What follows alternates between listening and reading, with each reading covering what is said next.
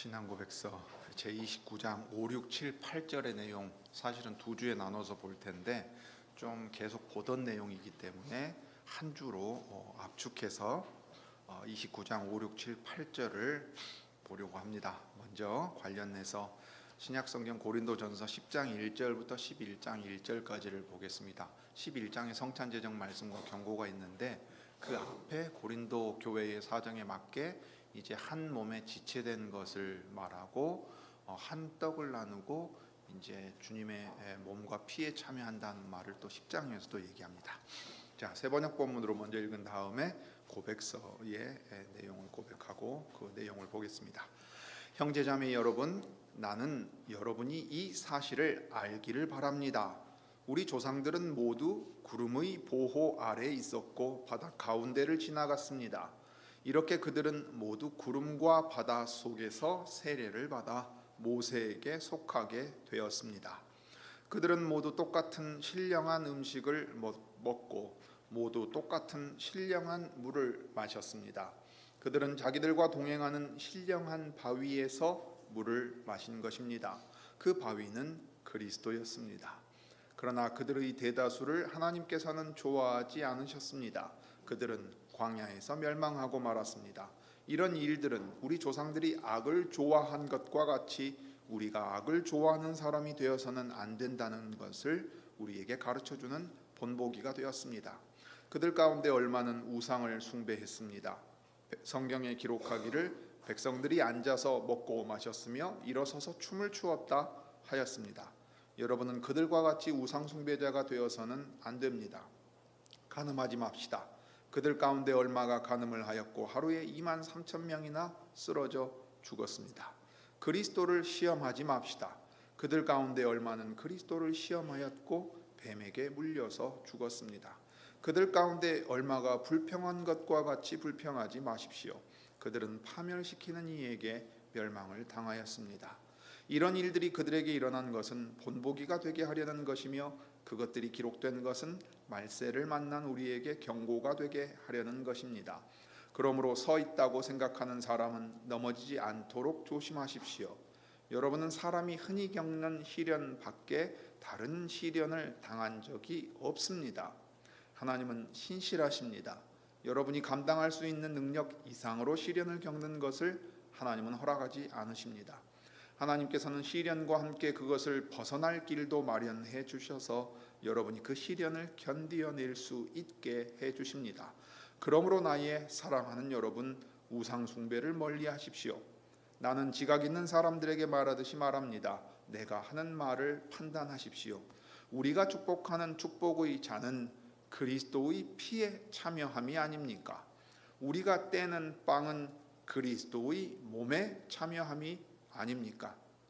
빵이 하나이므로 우리가 여럿일지라도 한 몸입니다. 그것은 우리가 모두 그 한 덩이 빵을 함께 나누어 먹기 때문입니다. 육신상의 이스라엘 백성을 보십시오. 제물을 먹는 사람들은 그 제단에 참여하는 사람이 아닙니까? 그러니 내가 무엇을 말하려는 것입니까? 우상은 무엇이고 우상에게 바친 제물은 무엇입니까? 아무것도 아닙니다. 이방 사람들이 바치는 제물은 귀신에게 바치는 것이지 하나님께 바치는 것이 아닙니다. 여러분이 귀신과 친교를 가지는 사람이 되는 것을 나는 바라지 않습니다. 여러분은 주님의 잔을 마시고 아울러 귀신들의 잔을 마실 수는 없습니다.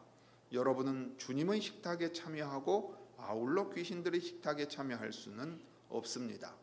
우리가 주님을 질투하시게 하려는 것입니까? 우리가 주님보다 더 힘이 세다는 말입니까? 모든 것이 다 허용된다 하고 사람들은 말하지만 모든 것이 다 유익한 것은 아닙니다. 모든 것이 다 허용된다고 사람들은 말하지만 모든 것이 다 덕을 세우는 것은 아닙니다. 아무도 자기의 유익을 추구하지 말고 남의 유익을 추구하십시오. 시장에서 파는 것은 양심을 위한다고 하여 그 출처를 묻지 말고 무엇이든지 다 먹으십시오. 땅과 거기에 가득 찬 것들이 다 주님의 것이기 때문입니다. 불신자들 가운데서 누가 여러분을 초대하여 거기에 가고 싶으면 여러분 앞에 차려놓은 것은 무엇이나 양심을 위한다고 하여 묻지 말고 드십시오. 그러나 어떤 사람이 이것은 제사에 올린 음식입니다 하고 여러분에게 말해주거든 그렇게 알려준 사람과 그 양심을 위해서 먹지 마십시오. 내가 여기에서 양심이라고 말하는 것은 내 양심이 아니라 다른 사람의 양심입니다. 어찌하여 내 자유가 남의 양심의 비판을 받아야 하겠습니까? 내가 감사하는 마음으로 참여하면 내가 감사하는 그 음식 때문에 비방을 받을 까닭이 어디에 있습니까? 그러므로 여러분은 먹든지 마시든지 무슨 일을 하든지 모든 것을 하나님의 영광을 위하여 하십시오. 여러분은 유대 사람에게도 그리스 사람에게도 하나님의 교회에도 걸림돌이 되지 마십시오. 나도 모든 일을 모든 사람의 마음에 들게 하려고 애씁니다. 그것은 내가 내 이로움을 구하지 않고 많은 사람의 이로움을 추구하여 그들이 구원을 받게 하려는 것입니다. 여러분, 내가 그리스도를 본받는 사람인 것과 같이 여러분은 나를 본받는 사람이 되십시오.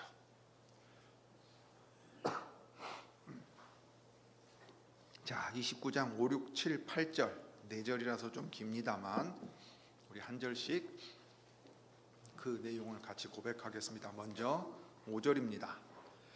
이 성례의 외적 요소들은 그리스도께서 정하신 용도로 정당하게 구별되면 십자가에 달리신 분과 관계가 있게 되어 참으로 그러나 오직 성례적으로 그것들이 표시하는 것의 이름으로 곧 그리스도의 몸과 피라고 불리기도 합니다.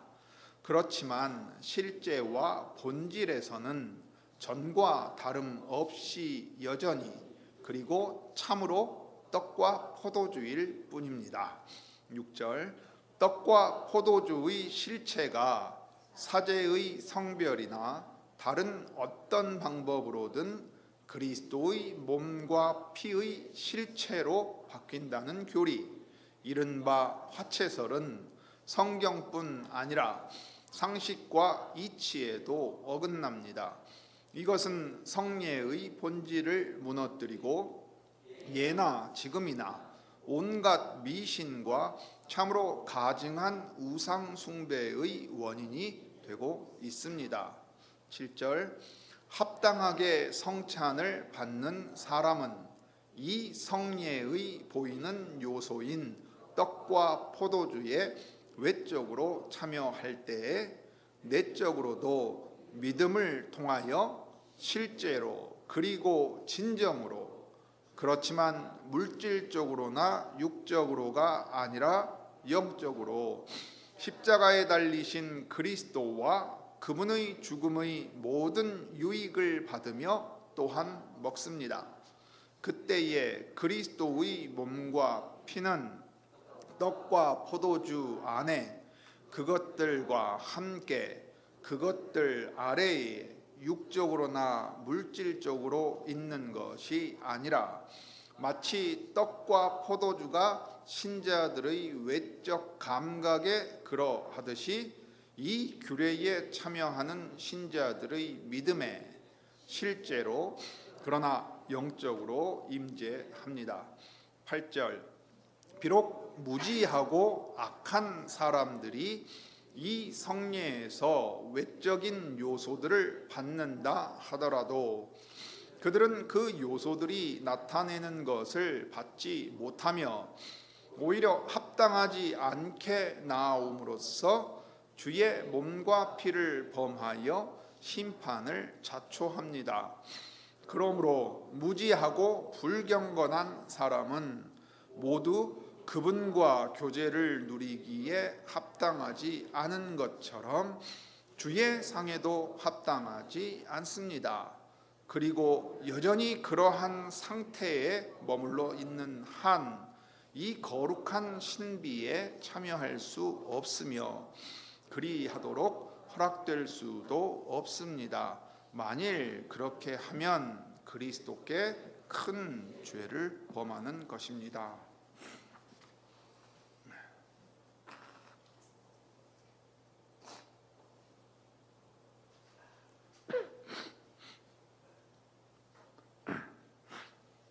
자, 우리가 웨스트민스터 신앙고백서에서 이 성례에 대한 내용을 계속 보고 있습니다.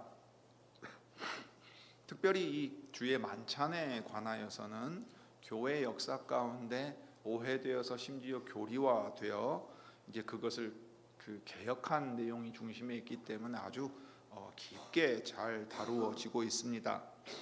5절과 6절의 내용을 본다면 떡과 포도주가 그 실체에 있어서 변하느냐, 그래서 떡과 포도주 자체가 어떤 거룩한 것이냐 하는 것을 이야기합니다. 왜냐하면 이제 중세를 거쳐오면서 교회가 그렇게 주장했습니다. 이게 이제 화채설이라고 하는 겁니다. 주님의 몸으로 실제 바뀐다는 이제 주장입니다. 그래서 화채설입니다. 그 다음에 이제 이것을 반박하면서 떡은 떡이고 포도주는 포도주지만 주님이 내가 너희와 항상 함께 하겠다고 약속했기 때문에 떡과 포도주에 함께 있다. 떡과 포도주에 어떻게 있냐면 위에 아래에 옆에 이렇게 있다 해가지고 공제설이라 같이 있다 하니까 이제 공제설이라고 합니다. 루터파가 그 이야기를 하였습니다. 본래 의도에 있어서는 주님이 몸을 입으신 채로 아버지의 오른편에 계시는데 어떻게 우리와 함께 하시는가, 그것을 설명하기 위해서 말하려던 거였어요. 그 다음에 다른 하나는 이것을 받아 먹으라, 이것은 너희를 위하여 주는 내 몸이니 라고 했단 말이에요. 이것이 내 몸이다 그랬단 말이에요. 그러면 내 몸이라고 하셨으니까 실제로 그 몸인 거예요. 그렇게 해석을 하는 겁니다. 그러니까 떡인데 주님의 몸이 된다는 말이 무엇이냐, 이 성경을 해석하는 데 있어서 이것을 해석하고 설명하려다가 이 이야기들을 끌어들였던 것입니다. 이것을 이제 개혁한 것이 16세기의 개혁입니다. 그러면은 이 말, 이것이 떡이 그리스도의 몸이다 하는 말이 무슨 뜻이냐, 거기서 그치는 게 아니라 더 나아가서 성경을 어떻게 해석해야 되느냐 하는 데까지 나갑니다. 이 논쟁을 통해서 사실은 잘 살펴보면 성경을 어떻게 읽고 어떻게 해석해야 되느냐 하는 논쟁까지 나가서 마르부르크 회담에서 보면 스위스 개혁파하고 루터 선생이 이 성찬 논쟁을 할 때 보면 이제 스위스 개혁파는 이 내용과 관련해서 교부들의 해석을 끌어옵니다. 그러면 루터 선생은 뭐라고 그러냐면 교부들이 뭐라고 했든 간에 성경이 말하는 것을 집중하자 라는 식으로 말하는데 이제 거기서 이제 해석의 차이가 생겨요. 그런 점에서 여하튼 스위스 개혁파와 루터파가 이 성찬 문제에 있어서까지 좀 일치의 어려움을 겪을 정도로 이건 아주 중요한 내용이었고 이런 역사적인 배경이 깔려 있는 것입니다. 그럴 때 예수께서 말씀하신 내용, 이것이 내 몸이다 할 때는 생각해 보세요. 실제로 그 몸이라고 말씀하셔서 먹고 마시고 그 다음에 찬미하며, 아마 시편을 불렀을 텐데 찬미하면서 감람산으로 이동을 했겠습니까? 그럼 그거 어떻게 해야 돼요? 주님의 살이라 그랬으니까 그거 잘 보관해가지고 계속 들고 다녀야 될 거 아니에요. 다음에도 그걸로 해야 될 거 아니에요. 그런 식으로 하지 않으셨단 말이에요. 그러면 내 몸이다 할 때는 이 표현하는 방식이에요. 그러니까 은유의 방식으로서 사용하는 언어적인 수사법의 방식이니까 그걸 통해 말씀하시는 것이 무엇이냐 생각을 해야 되고, 바울도 고린도전서 10장에서 사용하는 얘기들이 그렇다 이 말입니다. 그러니까 상징을 실체로 대체하는 표현을 사용했다 하는 것을 이제 먼저 생각을 해야 돼요. 그래서 이것을 신앙고백서는 성찬의 평범한 요소들이 떡과 포도주라는 성찬의 요소 자체가 거룩한 거 아니다는 거예요. 거룩한 목적을 위해 구별하셔서 약속이 붙어있는 은혜의 수단을 행할 때에 그때 그것은 그 목적을 위해 구별되어서 그 거룩한 용도로 사용된다는 겁니다. 그러면 그 거룩한 용도로 사용된 이후에는 어떻게 되죠? 애초에 그 떡과 포도주가 그 자체로 거룩하거나 특별한 게 아니었기 때문에 그냥 떡은 떡이고 포도주는 포도주인 겁니다. 그러면 다시 돌아가서 무엇이 이 떡과 포도주를 특별하게 만듭니까? 첫째, 이 떡과 포도주를 내 몸과 피라고 말씀하신 그 그리스도의 말씀과 은혜의 약속 때문입니다. 그리고 그런데 그 약속이 붙어 있으면 안 믿는 사람도 참여할 거 아니에요. 그때는 어떻게 됩니까?가 돼요. 그때 이것은 떡과 포도주를 받는다는 것 자체가 자동적으로 어떤 은혜를 담보하는 게 아니에요. 그러면 결국 이 은혜는 무엇으로 받아서 먹고 마십니까?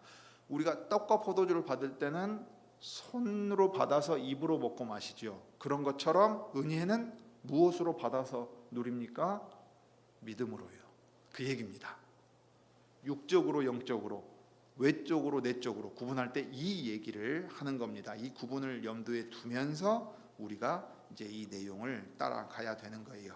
그래서 5절과 6절의 내용은 이제 화채설과 공제설 같은 내용, 화채설에 대한 이 반박이 중심으로 특별히 놓여 있으니까 계속 우리가 다뤄왔던 내용이라 이 정도로 얘기하고 그 다음의 내용을 보겠습니다. 중요한 것은 이거예요.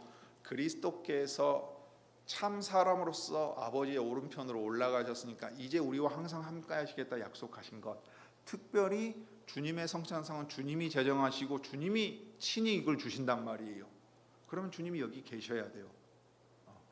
성부와 성신께서, 성령께서 계시는 건 문제가 없어요. 근데 그리스도는 몸을 가지고 계신단 말이에요. 그러면 어떻게 되느냐 하는 거예요. 그러니까 몸은 어디나 있을 수 없어요. 장소를 차지해야 되는 이 공간성을 유지하는 제약이 있습니다. 그러나 하나님으로서는 그 영으로 우리와 함께 하신다. 이 영적으로 임재한단 말이 그 말입니다. 그러니까 실제로 우리와 함께 하신다는 말이에요. 이건 성령의 임재와 구별되는 다른 얘기입니다. 그리스도에 대한 얘기입니다. 그리스도께서 성찬상의 육체로 실제하신다는 교리에 대해서 올바르게 교정하는 것은 그리스도께서 성찬상에 실제하지 않으신다는 교리가 아니라 영적으로 실제하신다는 교리입니다. 그래서 여기 이 7절에서는 오래전 칼빈주의자들이 가르친 대로 그리스도께서 성찬상에 영적으로 임재하신다는 교리를 이야기합니다. 우리가 자신을 살피고서 합당하게 성찬을 받을 때 외적으로 이 성례의 보이는 요소들에 참여하는 동안, 눈에 보이는 떡과 포도주를 받아서 먹고 마시는 동안 우리는 내적으로도 거듭난 이 영혼이 그리스도께 함께 참여하게 됩니다. 사도 바울은 이것을 가리켜서 그리스도의 피와 몸에 참여하는 것 혹은 교제하는 것이라고 부릅니다. 이 고린도전서 10장에 나온 얘기죠. 이런 개념은 복음주의자들이 을의 성찬을 그저 예수님을 기억하는 일종의 기념식으로 간주하는 경향에 대해서 다시 생각해 보도록 만듭니다. 이렇게 성찬에서 그리스도께 참여한다는 것은 믿음을 통하여 그리고 영적으로 참여하는 것을 말합니다. 떡과 포도주를 먹었다는 그 자체에 은혜가 담보되어 있지 않다는 거예요. 그러니까 우리가 그리스도와 그분이 이루신 십자가의 승리를 새로운 마음으로 믿고 성찬상으로 나아갈 때 우리는 그분의 성령을 통하여 성찬상에 임하시는 그리스도를 발견하게 되는 것입니다. 그리고 이 식탁에서 우리는 믿음으로 그분을 받으면서 그분이 죽으심으로써 신자들을 위하여 마련하신 모든 은택을 누리게 됩니다. 우리가 그분을 받아 먹으며 그분에게서 영양분을 공급받습니다. 비록 육체적이거나 물질적으로 공급받는 것은 아니지만 정말로 그분을 실제 받아 먹는 것입니다. 얼마나 강조되어 있는가 보십시오. 외적으로나 물질적으로 라고 표현하지 않고 내적으로 영적으로, 그런데 이것이 그냥 아무런 실체가 없이 실제로 이루어지지 않는 거짓된 거라 너의 마음속의 상상이다 이렇게 말하지 않고 실제로 정말로 그렇게 은혜를 받아 누린다. 근데 그것은 믿음이 있기 때문에 그것을 믿고 받아 누릴 수 있다. 항상 강조하고 있습니다. 이것을 다른 방향에서 좀 더 강세를 두어 말해보자면 그리스도의 몸과 피는 성찬이 시행되는 동안에 떡과 포도주 안에 그것들과 함께 그것들 아래에 육적으로나 물질적으로 있는 것이 아니라는 뜻입니다. 왜냐하면 이렇게 설명하는 사람들이 나왔기 때문에 그래요. 의도는 경건했어요. 그런데 합당하지 않은 설명이었어요. 이 공제설이 이런 방식으로 설명하려 했습니다.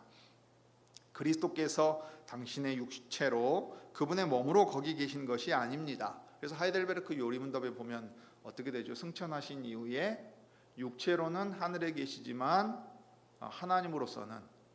하나님으로서는 우리와 함께 하신다는 그 약속을 실제로 이루어 가신다 했지요.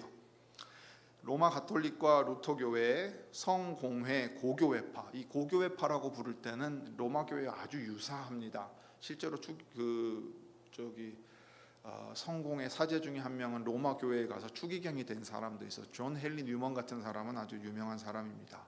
그래서 예전을 로마 교회와 거의 비슷하게 해요. 루터파 중에도 그렇게 하는 경우들이 있습니다.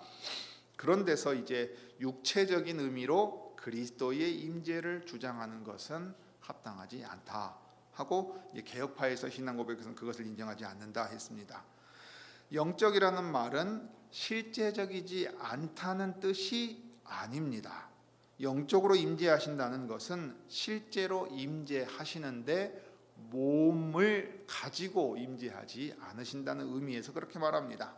그렇기 때문에 이 신앙 고백서에서는 그리스도께서 진정으로 그러나 영적으로 성찬상에 임재하신다고 바르게 주장합니다.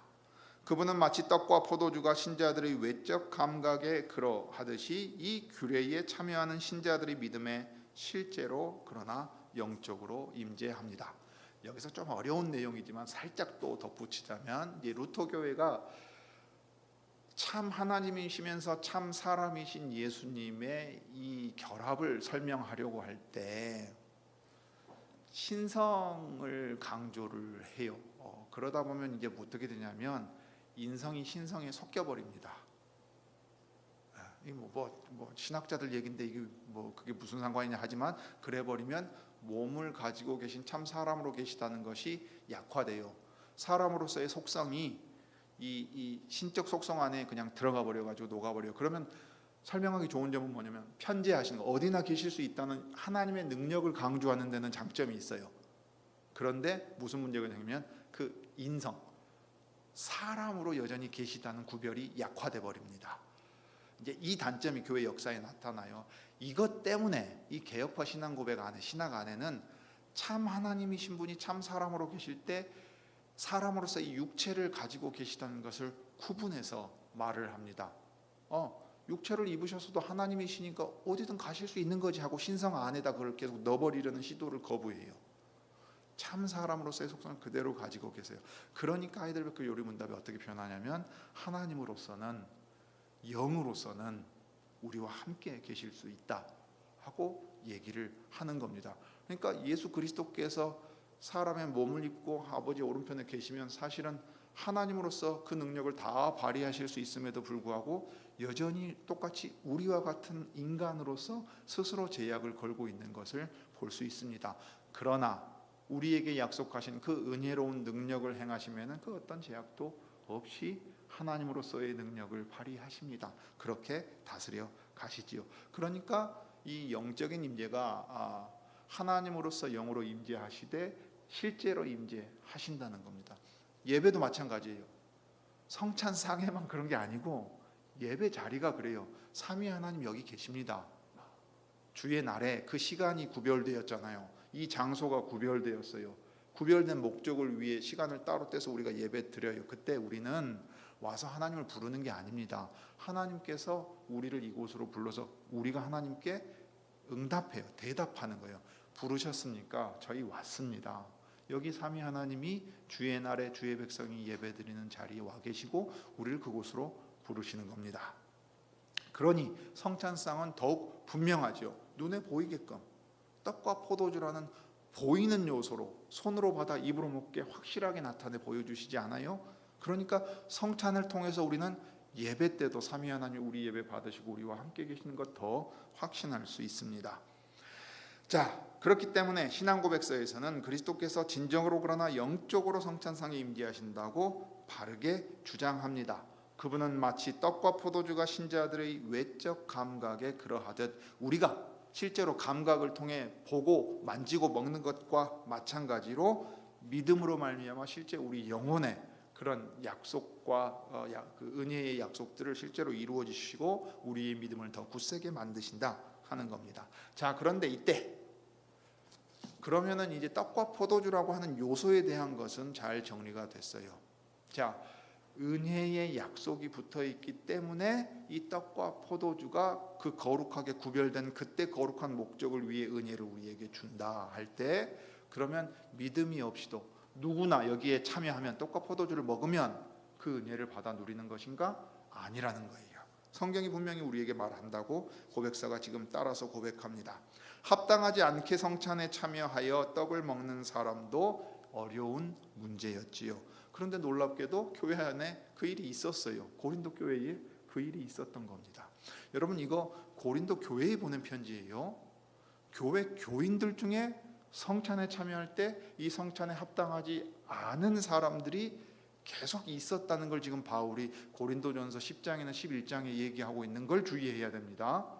안 믿는 사람들이 길 가다가 와가지고 떡 주십시오, 포도주 한 잔 마시게요, 이 얘기가 아니란 말이에요.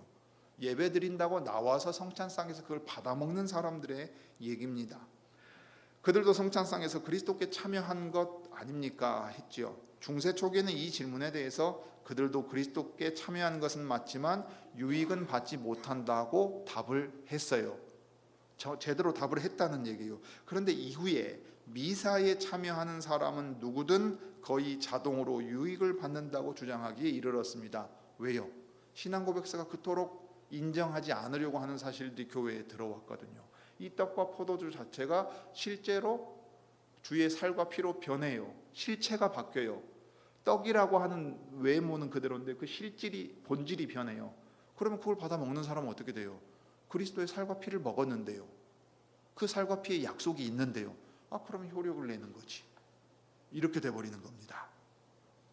그러한 이론에 맞서서 그리스도의 육체적 임재를 회의적으로 생각하던 중세 사람들과 종교 개혁자들은 쥐를 예로 들어서 이제 우스꽝스러운 질문을 던지곤 했어요. 아니, 그러면은 자, 빵 부스러기를 쥐가 먹으면 어떻게 되는 거예요? 그리스도의 살과 피에 이 쥐도 참여하는 건가? 이게 왜냐하면 말이 안 되니까 이런 우스꽝스러운 질문을 던졌던 겁니다. 그럴 리 없지요. 그런데 만약 성찬상의 떡과 포도주에 자동으로 효력을 누리게끔 참여하는 모든 사람들이 그렇게 돼버린다고 말하면 이런 일에 대해서도 웃지 못할 대답이 또는 웃지 못할 설명이 길게 이어질 겁니다. 웨스트민스터 대회에서는 그들 이전의 개혁자들과 같은 결론을 내렸어요. 그러니까 말하자면 중세 초기에는 괜찮았는데 중기 이후에 교회 안에 어떤 변화가 들어왔다는 얘기지요. 비록 무지하고 악한 사람들이 이 성례에서 외적인 요소들을 받는다고 해도 그들은 그 요소들이 나타내는 것을 받지 못한다고 말하지요. 바울의 표현대로 치면 너희가 떡을 먹고 배부른 까닭이다 하는 말과 똑같아요. 떡은 먹었을지 몰라도, 그리고 포도주는 마셨을지 몰라도 그리스도의 은혜에 참여한 것은 아니다 하고 말합니다. 그런데 그러한 사람들은 성찬상에 나올 때 아무런 유익을 받지 못할 뿐만 아니라 실제적인 해도 입게 됩니다. 성경에 명시된 것처럼 성찬에 합당치 않게 참여하는 사람들에게는 주의 몸과 피를 범하는 죄에 대한 책임이 부과됩니다. 고린도전서 11장에 지금 바울이 얘기하죠. 그러니까 그들은 자기 심판을 먹고 마시는 겁니다. 이 떡과 포도주를 믿음 없이 받는다는 게 얼마나 두려운 일인지를 알지 못하고 그냥 배고프니까 아무 생각 없이 받아 먹어요. 그러면 그 거룩한 것을 돼지에게 준 것과 마찬가지가 되어서 거룩한 것을 헛되이 허비하는 이들처럼 심판을 받게 된다 했습니다. 바울이 고린도전서 10장에서는요 광야 세대에게 말씀하고 있는 걸 보십시오. 세례와 성찬 두 가지 얘기가 다 나오죠. 그 은혜를 받고 구약 교회에 속하였으면서도 하나님의 은혜에 합당치 않게 지속적으로 반응한 사람들이 어떻게 됐어요? 멸망하고 불평과 원망 가운데 멸망하고 그 우상 숭배에 빠져들어서 심각한 심판에 스스로 나아갔다고 했습니다. 그러니 그들은 자기 심판을 먹고 마시는 것이 됩니다. 무지하고 불경건한 사람은 모두 그분과 교제를 누리기에 합당하지 않은 것처럼 주님의 상에도 합당하지 않습니다. 그 상태, 지금 그 상태예요. 그 상태에 떨어질 수 있어요. 그 상태에 떨어지면 그리스도와의 교제도 사실은 끊어진 겁니다. 그러니까 무지하고 불경건한 가운데 주님의 상에도 나아가서 두려움 없이, 이 불경건하단 말은 하나님 두려워하지 않는다는 말인데, 가서 이 떡과 포도주를 먹어요. 그러면 그냥 아무런 은혜도 못 누리는 정도가 아니라 도리어 자기 심판을 쌓는 것이 된다 하고 말합니다. 여기서 문제는 단지 실제로는 믿지 않는 명목상의 신자들이 이 교회 안에 있다는 정도를 가리키는 데서 그치지 않습니다. 이 식탁은 그리스도 안에서 서로 함께하며 사귀는 자리입니다. 따라서 바울은 이렇게 묻습니다. 의와 불법이 어찌 함께하며 빛과 어둠이 어찌 사귀며 그리스도와 벨리알이 어찌 조화되며 믿는 자와 믿지 않는 자가 어찌 상관하며 하나님의 성전과 우상이 어찌 일치가 되리요. 지금 계속 우상에게 바쳐진 제물의 문제든 성찬의 문제든 이 은혜의 방도와 수단과 연결시켜서 지금 바울이 설명하는 걸 봐야 됩니다. 사람들이 여전히 불신자인 상태로 있으면서 이 거룩한 신비에 참여하는 것은 단지 실수에 그치는 일이 아니라 그리스도께 큰 죄를 범하는 일입니다. 그래서 목사들은 이 그리스도인들이 아니거나 계속해서 계명을 어기면서 그러한 상태에 머물러 있는 이들이 스스로 그리스도의 만찬에 참여하는 권리가 있다고 여길 때 그들에게 이를 심각하게 제고하도록 말해 주어야 합니다. 당신은 지금 주님과의 거룩한 교제가 끊겨 있고 이 거룩한 상에 합당하지 않은 모습을 계속해서 유지하고 있습니다. 거기서 돌이키지 않는다면 이것은 정말로 두려운 일이 될 것이다 했어요. 바울이 고린도 교회에 보낸 편지에서 교회의 교인들에게 말하고 있다는 걸 떠올려 보십시오. 여러분 만약에 교인들에게 가서 목사가 이렇게 말했다면 여러분들 얼굴이 얼그락불그락 그러면서 성질 냈고요. 아니 교회 교인한테 와서 목사가 지금 뭐 하자는 겁니까? 라고 화내면서 교회에 오히려 이의를 제기할 거예요. 그러나 성경에 그러한 사례가 분명히 있고 이 일에 대하여 주의하라고 우리에게 말하고 있습니다. 그런데 합당치 않게 주님의 상에 나아오는 것이 어째서 자기 심판을 먹고 마시는 것과 연결됩니까? 왜 이를 그토록 큰 죄인 것처럼 말합니까? 그리스도와 그분의 교회와 사귀는 척하는 것이 왜 그렇게 위험한 일입니까? 그 답은 우리가 큰 특권을 얻어 참여하는 그 식탁이 우리가 그리스도께 참여함을 너무도 완벽하게 묘사하는 자리인 것을 알면 이제 생각해 보면 알 수 있습니다. 그것이 거룩하고 특별한 은혜이기 때문에 그것을 소홀히 여기면 소홀히 여기는 만큼 큰 죄가 됩니다. 성찬은 그리스도인의 믿음을 길러내기 위해 주어진 방편입니다. 성령의 사역으로 구주께 대한 믿음을 가지고 나오는 일이 없이 그 자리에 있다면 오직 은혜로 주어지는 성물을 강탈하려는 것이 됩니다.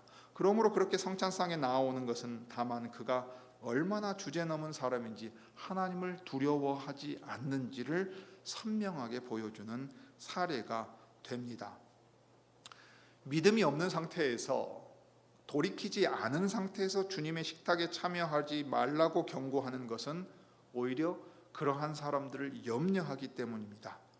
그렇지만 또 우리가 이러한 사람들이 이러한 상태에 머물러 있으면서 이 식탁에 나오지 못하게 하는 또 다른 중요한 이유가 있습니다. 그게 뭐냐면 그리스도와 그분의 백성을 받아들이는 사람들을 위한 사귐의 식탁, 교제의 식탁에 그리스도와 그분의 교회를 거부하는 사람을 들여서는 안 되기 때문입니다. 이 점에서 교회 회원권에 관한 교훈이 교회의 성례에 관한 교훈과 연결이 됩니다. 여러분 바울 고린도 교회는 파당이 있었어요. 나는 아볼로파다, 게바파다, 나는 예수파다. 각자 자기식으로 신앙적인 경건이 있고 자기들끼리 이 무리를 짓습니다. 그리고서는 분열했어요. 그리고서 어떤 사람은 일찍 와가지고 떡과 포도주와 음식을 먼저 먹어버려요.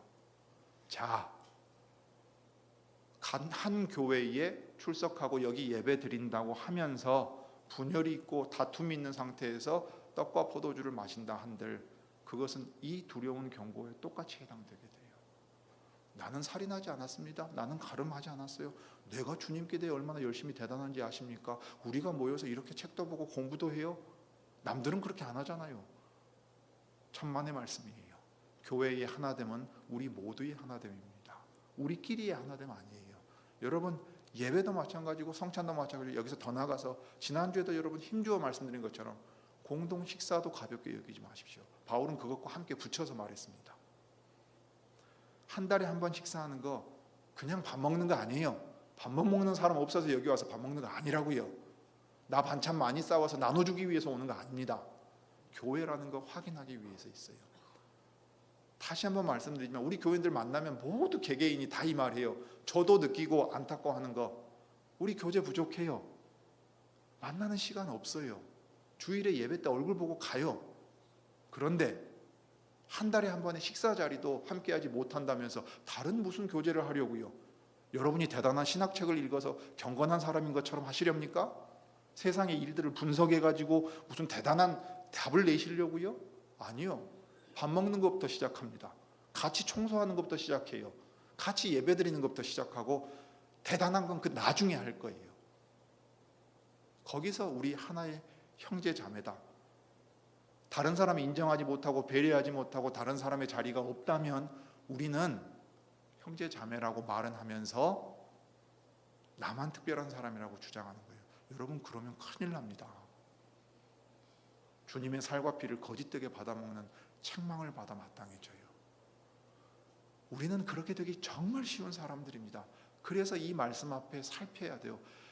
각양 방식으로 우리는 스스로를 속여요. 속습니다. 우리가 스스로 경건하다고 생각하고 살아요.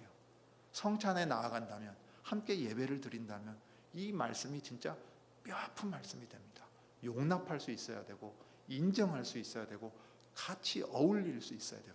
그거 한 다음에 책을 읽든지 공부를 하든지 특강을 듣든지 신학 강좌를 하든지 할 거예요. 밥 먹고 하나 돼서 진실하게 대화할 수 있는 것부터 우리는 해야 될 겁니다. 주님의 말씀, 사도 바울의 말씀이 우리에게 지금 얘기해주고 있는 게 있어요. 자, 그래서 고린도전서 5장에서 바울이 한 말은 그가 같은 고린도 교회에 보낸 편지 11장에서 적용이 됩니다. 적은 누룩이 온 덩어리에 퍼지는 것을 알지 못하느냐? 너희는 누룩 없는 자인데 새 덩어리가 되기 위하여 묵은 누룩을 내어버리라. 우리의 유월절 양 곧 그리스도께서 희생 제물이 되셨다고 고린도전서 5장 6, 7절에 말합니다. 교회와 주님의 식탁은 깨끗게 해야 해요. 그래서 장로의 중요한 직분을 울타리를 치는 일이라고 말합니다. 교회의 회원권에 있어서도 마찬가지예요. 이것을 과도하게 엄격하게 하는 거 주의한다고 말씀드렸습니다. 교회에 속하지 못하고 떠돌아다니는 이들에게 도리어 예배에 참여하라고 권합니다. 우리 교회로 오시라고 권할 거예요. 그러나 반대로 그것이 누구나 다 와서 주님의 상에 참여하고 누구나 다 이 교회 회원이 될 수 있다고 말하는 게 결코 될 수 없습니다. 거룩한 것을 개에게 주지 말고 너희 진주를 돼지 앞에 던지지 말라 하고 산상보훈에 말씀하신 대로 우리도 행해야 돼요. 여러분, 목자는 그 점에서 장로 직분자들은요 정말 너그러운 사람이 돼야 됩니다만 동시에 아주 꼼꼼하게 살펴야 돼요. 우리 안에 분열의 요소라든가 문제가 될 여지들을 볼 줄 알아야 돼요. 왜냐하면 지켜야 되기 때문에 그렇습니다. 사도 바울이 에베소의 장로들을 밀레도에 청할 때에 안팎으로 일어날 위험을 말할 때 심지어는 그 장로들 중에 거짓 교사가 나올 수도 있고요. 그 안에서 문제가 생겨요. 밖에서도 들어옵니다. 그러니까 우리 동양적인 정서로 좋은 게 좋은 거다고 목사는 특히나 모든 사람에게 기분을 맞춰주고 좋은 말 해주는 사람 되게 만들지 마십시오. 장로도 그러면 안 됩니다. 교리에 있어서도 관용과 넉넉함이 있어야 하지만 옳은 기준을 분명히 가지고 있어야 돼요. 문제가 될 수 있는 여지들을 짐작하고 예방하고 예측할 수도 있어야 돼요. 정치를 바르게 할 수 있어야 된다고. 통치가 나타나야 된다고요. 지도자입니다. 이후에 일어날 상황들을 살펴서 대비해야 돼요.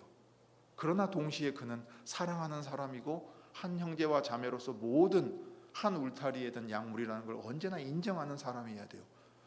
솔직히 어렵습니다. 죽을 때까지도 목회가 뭔지 제가 알 수 있을지는 모르겠습니다. 그러나 주님이 힘을 주신다면 목사든 직분자든 교인들 모두든 서로 용납하고 인정하고 한 주님의 한 몸이라는 사실을 실천하면서 살아갈 수 있을 것입니다. 그러므로 여러분, 어떤 때는 서로를 받아주고 용납하는 가운데 넉넉한 마음을 가지라고 권면해야 되겠지만, 동시에 우리는 주님의 상에 나아갈 만큼, 거룩한 하나님의 이 예배하는 자리에 나올 만큼 또 스스로를 살피고 서로를 살피고 교회를 살피는 일에 있어서도 게을러져서는 안 될 것입니다. 특별히 우리 교회의 장로 직분자가 새로 섭니다. 권하기를 참으로 주님의 백성들, 이 양무리를 향한 사랑을 가지고 안타까운 마음으로 살필 수 있기 바랍니다. 그와 동시에 신앙고백서가 말하는 대로 울타리를 치는 일에 있어서도 지혜가 필요할 거예요. 주님이 이 지혜를 우리 교회의 장로 직분자들, 목사와 장로들에게 특별히 주시기를 구합니다. 기도하겠습니다.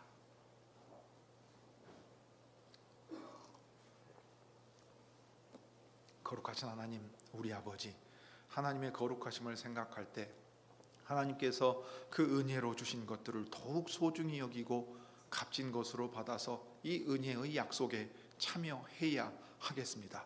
그런데 그리스도께서 우리를 위하여 흘리신 살과 피를 가벼이 여기고 삼위 하나님을 예배하는 일을 소홀히 여기고, 더 나아가서 나 개인의 경건의 의무를 다한다 하면서 형제와 자매를 인정하지 아니하고 또 그 가운데에서 갈라져 나가는 일이 생긴다면 참으로 우리는 경건을 가장하여 주님의 교회를 갈라놓는 큰 죄를 지을 수 있는 죄인들입니다.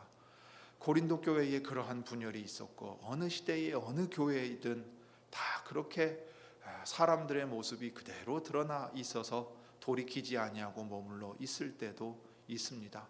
주님, 이 일에 목사가 그 가르침에 대한 인식이 부족하고 양무리를 또 포용하고 살피는 데 있어서 과도하게 엄격해짐으로 생기는 경우도 있습니다.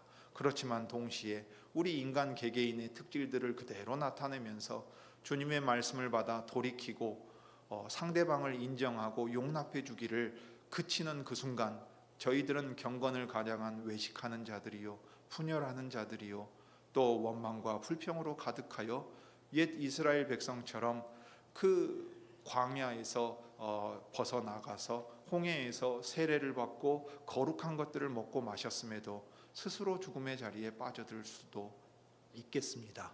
주님, 저희들이 자기를 살피고 우리 교회의 모습을 살필 수 있는 지혜를 주옵소서.